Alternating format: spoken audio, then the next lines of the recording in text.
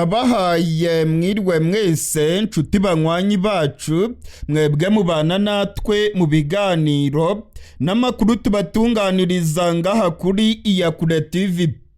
Iyakure TV ni imbonesha kure imwe rudende ibashitsa ko amakuru yizewe, amakuru atosoye, amakuru aba yatohojwe n'itsinda ry'abamenyesha amakuru b'inzobere mu karere k'ibiyaga binini, maze tukayabashikiriza mu buryo bwihuse.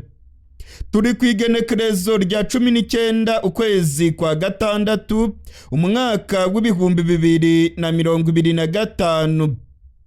Muri aya makuru yacu turababwira ko General Pacifique Masunzu w'igisirikare cya Kongo yageze i Bujumbura. Hari amakuru yizewe yemeza yuko yamaze kubonana na General Prime Niyongabo arongoye igisirikare cy'u Burundi, ndetse amakuru akemeza yuko General Pacifique Masunzu wa FARDC yagiye no kubonana n'abasirikare ba Kongo bari mu Burundi. Biravugwa yuko ubutegetsi bwa Kongo n'ubutegetsi bwa Gitega barimo gutegura imigambi mibisha yo guhungabanya umutekano w'igihugu cy'u Rwanda. Iby'uru rugendo rwa General Pacifique Masunzu ndetse n'imigambi irimo gutegurirwa mu gihugu cy'u Burundi byose turaza kubigaruka ko muri aya makuru yacu.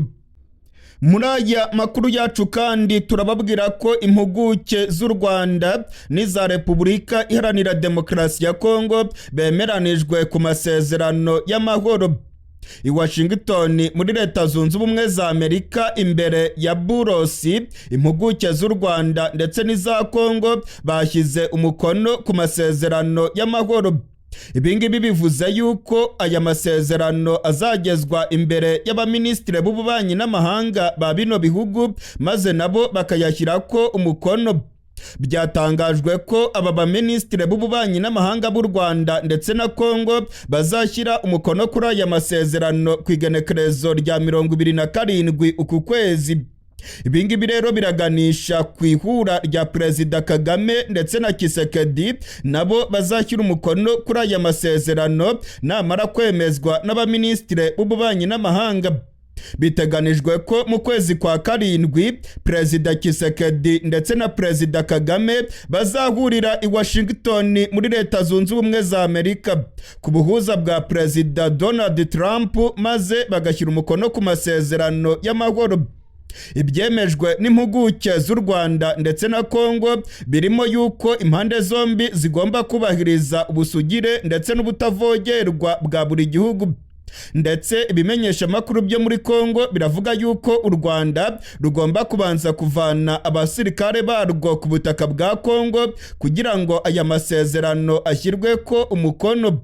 Iby'aya masezerano ndetse n'icyuka cy'intambara kirimo gututumba mu karere k'ibiyaga binini nabyo turaza kubigaruka ko muri aya makuru yacu. Muri aya makuru yacu kandi turababwira ko Abazalendo bakamejeje mu mujyi wa Bukavu. Abazalendo barimo kwigabiza ibice byinshi by'umujyi wa Bukavu.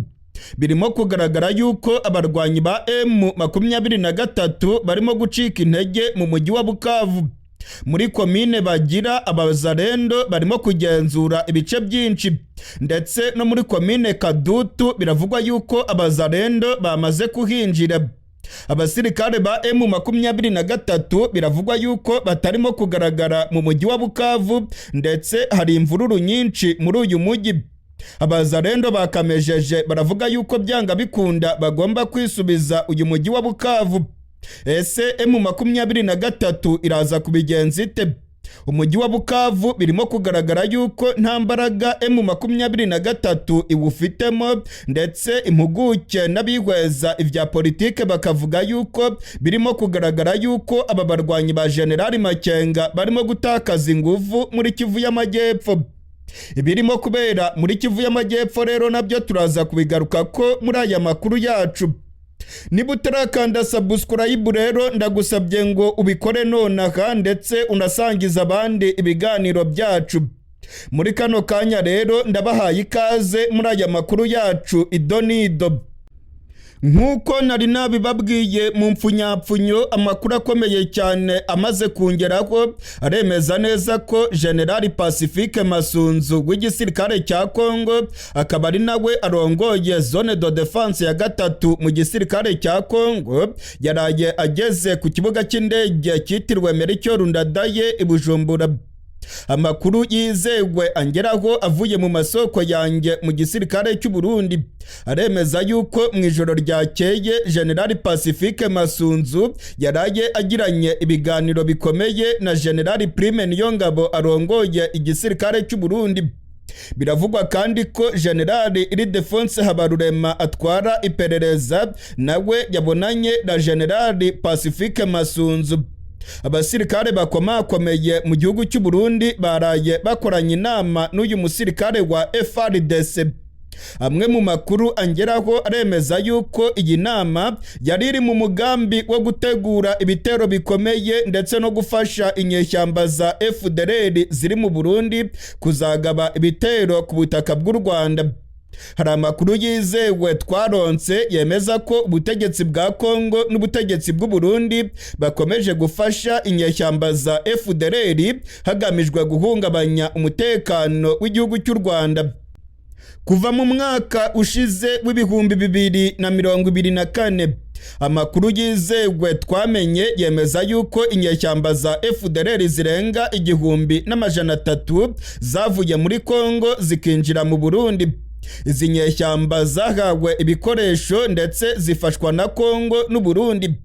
Hari abasirikare ba Kongo nabo bavuye mu gihugu cyabo binjira mu Burundi.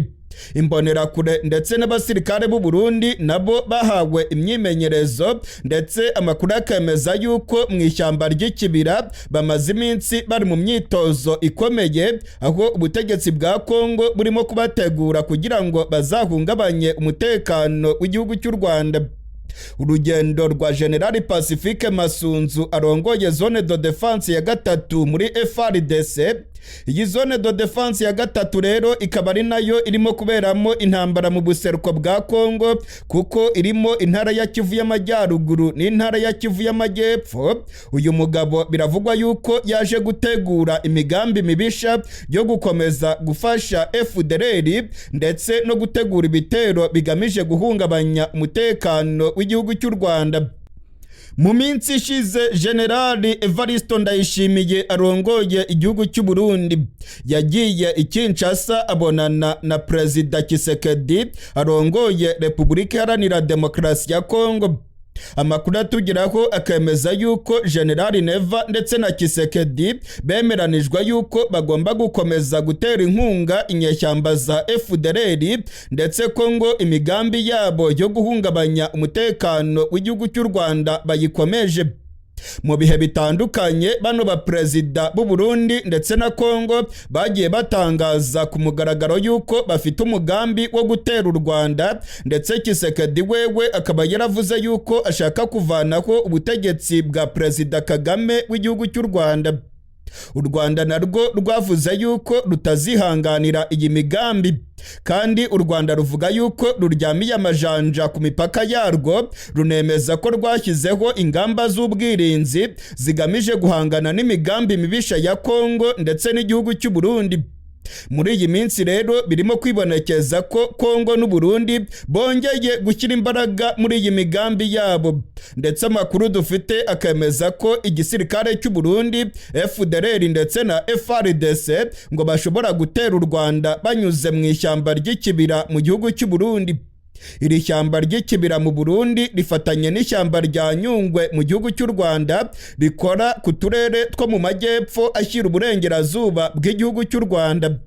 Amasoko yacu mu gisirikare cy'u Burundi yemeza ko inama yaraye ihuje General Masunzu ndetse na General Prime Niyongabo yavugiwemo amabanga akomeye cyane ajyanye n'urugamba, ndetse amakuru atugeraho akemeza yuko FDLR zikomeje guhabwa ibitwaro bikomeye, kandi ko igisirikare cy'u Burundi nacyo ngo kiryamiye amajanja cyiteguye gufasha zino nyeshyamba za FDLR maze ngo bagahungabanya umutekano w'igihugu cy'u Rwanda. Generali Masunzu yasuye igisirikare cy'u Burundi, ndetse amakuru aravuga yuko uyu Generali Masunzu yaba ari bubonane n'inyeshyamba za FDLR ndetse n'abakomanda b'igisirikare cya Kongo nabo baherereye mu gihugu cy'u Burundi. Iby'aya makuru rero y'igisirikare cya Kongo n'u Burundi bakomeje gukorana na FDLR biranemezwa n'amasoko yacu mu gisirikare cy'u Burundi, aho batubwira neza ko mu ishyamba ry'ikibira ibikoresho bivuye muri Kongo bikomeje kuhagera, ndetse bikaba birimo kugwa mu biganza by'imbonerakure FDLR ndetse n'abasirikare b'u Burundi barimo gufasha zino nyeshyamba. Mu yandi makuru akomeye nk'uko nari nabibabwiye mu mpfunyapfunyo, ku munsi w'ejo ku igenekerezo rya 18 impuguke z'igihugu cy'u Rwanda ndetse n'impuguke za Repubulika Iharanira Demokarasi ya Kongo bemeranijwe ku ngingo zigize amasezerano y'amahoro hagati y'u Rwanda na Kongo. Iki gikorwa cyabereye i Washington muri Leta Zunze Ubumwe za Amerika imbere y'umujyanama wa Perezida Trump, Masad Buros. Amakuru yizewe yatangajwe na Masad Buros aremeza yuko aya masezerano azashyirwa ko umukono na ba ministre b'ububanyi n'amahanga ba Kongo ndetse n'u Rwanda ku igenekerezo rya 27 uku kwezi kwa gatandatu. Ibingibi rero ngo biratanga icyizere cy'uko amasezerano y'amahoro yaba agiye kugerwaho. Ibimenyesha amakuru bikomeye ndetse n'ubutegetsi bwa Amerika batangaza yuko aya masezerano y'amahoro azashyirwa ko umukono mu kwezi gutaha kwa 7 na Perezida Kagame w'igihugu cy'u Rwanda ndetse na mugenzi we wa Kongo Perezida Tshisekedi. Ni amasezerano biteganijwe ko azasinyirwa imbere ya Perezida Donald Trump ndetse n'abakuru b'ibihugu bikomeye byagize uruhare mu gufasha muri aya masezerano. Hano havugwamo igihugu nka Katari ndetse n'ibindi bihugu bikomeye byagize uruhara muri aya masezerano nka Angola, nka Togo ndetse n'ibihugu byo muri EAC. Amakuru kandi akavuga yuko u Rwanda ngo rwategetswe kubanza kuvana abasirikare barwo muri Kongo kugira ngo aya masezerano ashyirwe ko umukono. Mu minsi ishize ibimenyesha amakuru bikomeye birimo ibiro ntaramakuru by'Abongereza Reuters, ibimenyesha amakuru nka Radio France Internationale ndetse n'ibindi bimenyesha amakuru nka The Economist ndetse n'ibindi byari byatangaje amakuru akomeye kuri aya masezerano y'amahoro y'u Rwanda ndetse na Kongo. Ibi bimenyesha amakuru byahuriye ku ngingo zikomeye ziri muri aya masezerano, ariko cyane cyane ingingo ikomeye ngo nuko Kongo yasabye yuko u Rwanda rugomba kubanza kuvana abasirikare barwo muri Kongo. Ku munsi w'ejo rero impuguke za Kongo n'u Rwanda bemeranijwe ku ngingo zigize aya masezerano. Bimenyesha amakuru biravuga ko ingingo zikomeye zigize aya masezerano ari uko u Rwanda ndetse na Kongo ngo buri gihugu kigomba kubahiriza ubusugire bwa kigenzi cyacyo, ndetse bimenyesha amakuru byo muri Kongo biravuga ko u Rwanda ngo rugomba kubanza kuvana abasirikare barwo ku butaka bwa Kongo. Mu yandi makuru akomeye arimo kuvugwa nuko ibintu ari bicika mu mujyi wa Bukavu. Ndababwiza ukuri, mu mujyi wa Bukavu ibintu byadogereye. Abazalendo barimo kwigarurira ibice byinshi mu mujyi wa Bukavu. Muri kano gatondo k'igenekerezo rya 19 abazalendo bagaragaye muri komine Bagira, ndetse abazalendo baravuga yuko barimo kwirukana M23 muri uyu mujyi wa Bukavu. Aya makuru kandi aje akurikirana nuko M23 itarimo kugaragara mu bice biri strategique muri uyu mujyi wa Bukavu. Hari abavuga yuko M23 yaba yatangiye kuva mu mujyi wa Bukavu, abandi bakavuga yuko abasirikare bayibanye bakeya bigatuma uyu mujyi abazalendo bawigabiza. Kuva ku munsi w'ejo abazalendo bafite intwaro ndetse n'abafite intwaro gakondo bagaragaye barimo kugenzura ibice bikomeye muri komine Bagira. Muri komine Kadutu abazalendo naho batangiye kuhinjira, ndetse baravuga ko byanga bikunda bagomba kwigarurira uyu mujyi wa Bukavu. umumenyesha makuru wacu Dani Faruku akorera mu buseruko bwa Kongo ari mu nzira yerekeza mu mujyi wa Bukavu, arimo kudutegurira inkuru ikomeye cyane tuza kubagezaho mu masaha make cyane ari imbere. Ibiri ko birabera mu mujyi wa Bukavu turaza kubigaruka ko mu kanya gato cyane kari imbere, ntimuze gucikwa na reportage y'umumenyesha makuru wacu Dani Faruku.